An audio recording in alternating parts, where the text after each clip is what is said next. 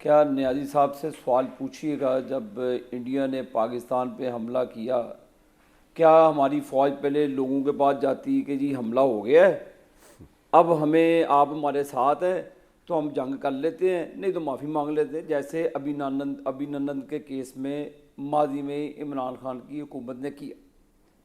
एक तो वो ऑप्शन था, एक या फिर रियासत को बचाने के लिए हमारी फ़ौज का जो रद्द-ए-अमल था, अल्लाह ने अल्लाह की मदद के बाद अल्लाह ने मदद दी और पूरा पाकिस्तान साथ था अपनी मुसल्लह फ़ौज के।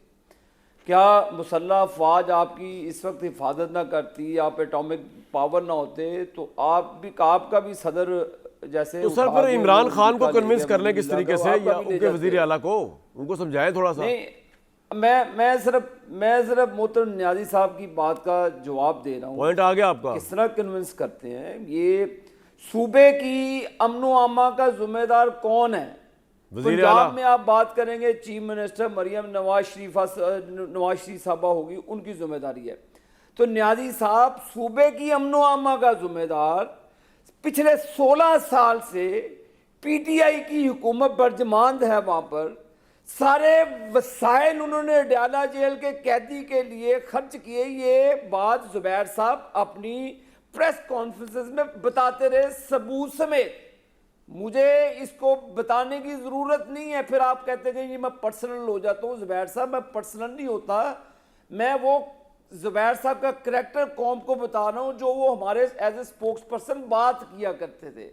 वोट को इज्जत यार देनी है सबको तो पता है आप वो प्रोग्राम बना देंगे, आप प्रोग्राम से उठ के ना चले। उन्होंने बड़े मुश्किल हालात में नवाज शरीफ साहब को डिफेंड किया है। ठीक, आगे चले सर, आपका पॉइंट आ गया, पते की बात कर दी आपने। नवाज शरीफ साहब को कौन सा नहीं, मेरे ही नियाज़ी साहब, मोहतरम नियाज़ी साहब, हमारे वहाँ पे दहशतगर्द हमारी सिक्योरिटी फोर्सेस पे हमला करते हैं।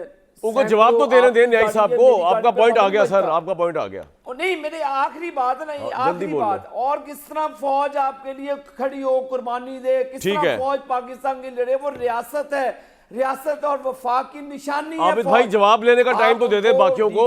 आपका पॉइंट बड़ा अहम पॉइंट आ गया। न्यायी साहब जवाब दें। अब क्या पहले परमिशन लेती फौज जब इंडिया ने अटैक कर दिया था? किस तरह होगा ये? जंगे साथ थोड़ी लड़ी जाती है न्यायी साहब। मुझे तो बड़ा अफसोस होता है कि अगर हमारी एक समझ बूझ का लेवल ये हो गया है कि हम एक दूसरे की बात समझ ही ना सकें या समझा ही ना सकें, दूसरे वजाहत ले ले। मैं तो ये बात की नहीं है जो ये आबिद शरीफ साहब ने इतनी ज़बरदस्त तकरीर, दिल पजीर तकरीर कर दी है, जो मुझे हमेशा पसंद आती है। मज़ीद मैं इसकी तारीफ़ कर देता हूँ। मैं तो कोई बात ही और कर रहा हूँ। मैं ये कह रहा हूँ कि दहशत गर्दी के अंदर कौम को एक पेज होना ज़रूरी है। मियाँ वाली के अंदर दहशतगर्द ऑपरेट नहीं कर सकते अगर जो लोग जो है वो यकसू हों। किसको नहीं पता कि मुल्क के अंदर एक पॉलिटिकल इंस्टेबिलिटी है। ये मैं कहता हूँ कि हमने सियासी कैपिटल दी है, ये मेरा काम है कि मैंने कहा है कि हमने अपना सियासी सियासत दी है। किसको नहीं पता है कि इमरान खान साहब जो है दिसंबर 2021 में या जनवरी 2022 के अंदर उसकी सियासत चिमटे से उठाने के काबिल नहीं थी और नवाज शरीफ साहब का तूती बोलता था। 2007 से लेकर 2022 तक नंबर 1 नवाज शरीफ था, नंबर 2 था, नंबर 3 था। और क्या क्या मैं टूटी है कि सारी सियासत शिफ्ट हो गई है। इसलिए क्राइसिस ये है कि आपके पास एक बयानिया था, ये अलग बात है, ये हमारी बहस ही नहीं है। मैं सिर्फ ये कह रहा हूँ कि जो कौम को यकसुई चाहिए थी, अगर आपके पास अगर अवामुन्नास आम आदमी जो है वो ऑन बोर्ड नहीं है, एक अवाम को फौज के पीछे खड़ा होना चाहिए। जब इंडिया के साथ जंग हुई है, ठीक है, तो आपका पॉइंट आ गया। के मैं समझता हूँ कि वो ही हमें चाहिए। आपके पॉइंट में कॉम्प्लिकेशन है जो जुबैर साहब को सामने रखना चाह रहा हूं। चाहिए सर आ गया इसको दहशतगर्दी को खत्म करने के लिए। मैं ये कोई ब्लेम नहीं हो रही। नहीं साहब, आपका पॉइंट आ गया। वक्त की किल्लत, बाकियों को भी जरा आपके पॉइंट पे बात करने में। पाकिस्तान पब्लिक एक पॉलिटिकल अदम इस्तेहकाम जो है कौमों को घायल सर आपका पॉइंट आ गया। ये जब तक आप देखें, आप कोई ऐसा, मुझे एक बात करने दे, कमरान मुकम्मल करने दे। जी नहीं साहब, आप एक ऐसा बयानिया को बताएं जब काम करें। आप मुझे बताएं कि इमरान खान साहब की अगर सियासत का तूती बोलता है तो ये मैंने बोला है। इसका इतराज तो खुद मुस्लिम सर बोल दिया। मैं कुछ और पूछ लूं जरा। मैं आपका पॉइंट पे ही बात कर रहा हूं जुबैर साहब। प्रॉब्लम ये है जो न्यायी साहब बात कर रहे हैं ना, उसमें कॉम्प्लिकेशन ये है कि एक सोच ये है पाकिस्तान की रियासत की कि जनाब ये पॉलिटिकल माइलेज लेने के लिए या पॉलिटिकल ब्लैकमेल करने के लिए या अपने लीडर को छुड़वाने के लिए ये स्टैंड लिए बैठी है पीटीआई? छोड़े, मैं आपकी बात थोड़ा सा आप मेरे इसमें मुझे 2 मिनट सेट कर दो प्लीज। मैं ये कह ही नहीं रहा हूं, आप नहीं ये कह रहे, मैं कह रहा हूं। जो लोग शासक कर रहे हैं उनके डिजाइन, उनके नियत, सर आप नहीं कह रहे, मैं कह रहा हूं। मैं कभी अप्रिशिएट नहीं करता। मैं आपको कब कह रहा हूं? आम आदमी अगर वो गुमराह हो जाता है उसको कैसे ऑन बोर्ड करेगी रियासत? अपने अवाम को 25 करोड़ लोगों को ऑन बोर्ड करना या नहीं करना? सर आ गया आपका पॉइंट, आ गया 25 करोड़ किस तरह ऑन बोर्ड होंगे भाई? कोई ना कोई डिफरेंस रह जाता है। जुबैर साहब आप मेरा पॉइंट समझिए। रियासत कौम जस्सू होती है हमेशा, रियासत ये समझती है कि ये पॉलिटिकल ब्लैकमेलिंग के लिए पीटीआई ने स्टैंड किया हुआ है कि मिलिट्री ऑपरेशन नहीं होने देंगे, ये नहीं ताकि इमरान खान के जेल के रास्ते खुले प्रेशर में आके। ये प्रॉब्लम है। देखें, पाकिस्तान में ये दहशतगर्दी की लहर या अफगानिस्तान से जुड़ी हुई ये जो कार्रवाई है ये पिछले 30-40 साल से हो रही है। तो जब हमने इतनी मारें खाई हैं और इतने मुश्किल हालात से गुजर के आए हैं तो आगे का कदम बढ़ाने के लिए आप डिबेट करना, उसमें मुख्तलिफ राय होती है कामरान, उसमें दुश्मनी नहीं होती पाकिस्तान से, हर एक की अपनी राय होती है। ये तो बिल्कुल जो नियाजी साहब कह रहे हैं ये तो फंडामेंटल है किसी दुनिया में, किसी मुल्क के लिए भी, कि जी अवाम पीछे खड़ी होगी तो आपकी मिलिट्री ज़्यादा अच्छी तरह लड़ सकती है। ये थोड़ा मतलब होता है कि जी जिस दिन उन्होंने इंडिया ने अटैक किया तो पहले जाके ये पता करें कि कौम पीछे खड़ी है या नहीं, वो तो रिएक्ट करना है। लेकिन चाहे वो 1965 की वॉर थी, जब हम कहते हैं 65 और 71 में फ़र्क है, क्या फ़र्क था? 65 में हम इसलिए जीते थे कि पूरी कौम साथ खड़ी थी, 71 में नहीं खड़ी थी और उसके नताइज हमें सबको पता है। सो जब हम एक इंटेलेक्चुअल डिबेट होती है भाई, हर एक की अपनी राय होती है, इससे ना कोई ये होता है कि जी आप फौज के खिलाफ है कोई, ना ही ये होता है कि वो मुल्क के खिलाफ है, ना ही इस चीज़ को कहा जा सकता है आबिद शेर अली साहब की अपनी राय है, बड़ी उनकी वज़न है उस राय में, ना ही ये मैं उनको कहूँगा कि जी ये गलत बात कर रहे, भाई उनकी राय है। डिबेट होती, पार्लियामेंट है क्यों, जमहूरियत है क्यों, आइन है क्यों? इसीलिए है कि वहां बैठ के हम मीडिया पर बैठ के पार्लियामेंट में बैठ के डिबेट करें।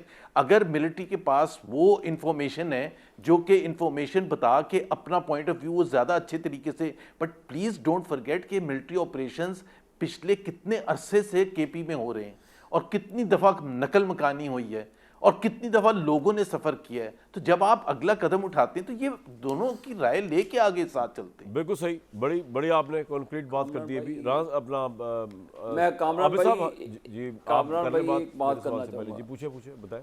ये कॉन्सेप्ट आप गलत कॉन्सेप्ट दे रहे हैं जुबैर साहब। ये केपी के खिलाफ जंग नहीं है, ये उन दहशतगर्दों के खिलाफ उन खूनियों के खिलाफ है जो पाकिस्तान के ऊपर हमला करते हैं, छुप छुप कर हमला करते हैं। आपको कौन सी कंसेंसस बिल्ड करनी है? 17 साल से केपी की हुकूमत आपके पास है भाई। कंसेंसस तो आप चाहते हैं कि आप हमारी फौज के ऊपर और सारी बातें मैं कहता हूँ नहीं, मेरी आप कोई सजेशन भी नहीं देते, आप अपनी फौज को गलत कही जा रहे हैं। नहीं फौज को कोई गलत नहीं कह रहा है भाई, केपी की फौज को गलत कोई नहीं कह रहा, किसी ने नहीं कहा। आबिद भाई मैं जुबैर साहब की एजुकेशन कर रहा हूं, कोई गलत नहीं कह रहा। न्याय साहब की भी सुन रहे हैं। आबिद साहब कोई ट्राई टू अंडरस्टैंड, मेरी बात सुने। हम कंसेंसस कर रहे हैं, हम कंसेंसस डेवलप कर रहे हैं, कोई गलत नहीं कह रहा। हम ये कह रहे हैं कि खुदा के वास्ते आप लोगों के साथ डायरेक्ट इंटरेक्ट करें और उनको ऑन बोर्ड करें। लेकिन एक बात बताएं मुझे जुबैर साहब का, सोहेल अफरीदी जो एजेंडा लेकर आए हैं वो डायलॉग किसी भी किस्म का कर सकते हैं? मतलब बड़ा एक उनका एग्रेसिव बेंट ऑफ माइंड है ना, वो तो कुछ बात करने को तैयार ही नहीं है, कुछ सेंसिबल बात जो नजर आया है। देखें कामरान देखें, वफाक की तरफ से या जो हुकूमत है उसकी तरफ से भी तो बहुत गलती है। अगर एक दफ़ा वो इमरान खान से मिलने देते तो क्या होता? He is elected chief minister. हम जमहूरियत की बात करते हैं, हम वही मैं वही बातें कर रहा हूँ जो नवाज शरीफ करते थे कि सबसे ज़्यादा इंपॉर्टेंट वो है जिसके पास अवाम की ताकत है। और सुहेल अफरीदी वो is the elected chief minister of KP, वो मिलना चाहते हैं अपने लीडर से। अभी आप एक दफ़ा अगर मिलने देते, आप वो 10 दफा वहां गए, आपने कैसे ट्रीट किया? वो पंजाब गई, वो रेस्ट रूम नहीं जा सकते थे। I mean how do you treat people? वो सिंध आ रहे, चीफ मिनिस्टर सिंध ने ऑलरेडी उनको इनविटेशन दे दिया वेलकम करने के लिए, मिलने के लिए। सीधा डिफरेंस भाई आपकी इतनी बदगुमानी क्या है पंजाब गवर्नमेंट की? पीपल्स पार्टी से सीख लें यार, हमारे से नहीं सीखना तो पीपल्स पार्टी से सीख लें। ठीक जी जी जी क्विकली आबिद भाई जी। शाहिद साहब, हमारे से ना सीखें। हमने वो भी दौर देखा जब मरियम नवाज शरीफ के कराची में कमरे तोड़े गए, हमने वो आज भी का आपकी दौर बताएं यार। बड़ापन देखा जुबैर साहब।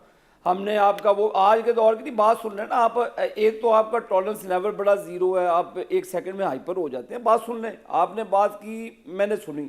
उस वक्त जेल में जाकर आप नवाज शरीफ की बेटी को हथकड़ी लगाते हैं, उस वक्त आपको कंसेंसस की बात नहीं याद आती। भाई सुहेल अफरीदी का पाकिस्तान है, वो पाकिस्तान के किसी भी तूलो मुझे नहीं आती। आप लंदन में बैठे थे, मैं यहाँ बैठ के फेस कर रहा था। आबिद शेर Ali, let me be very blunt about it. आप लंदन में बैठे थे, मैं यहाँ फेस कर रहा था। मुझे ना सिखाएं, मुझे ना सिखाएं होना चाहते हैं कि कैसे करेज किसको कहते हैं। आपको अपनी आइडेंटिटी के साथ जाना मुझे कहाँ से बता रहे हैं भाई करेज क्या होती है। जुबैर साहब सुन ले, एक ब्रेक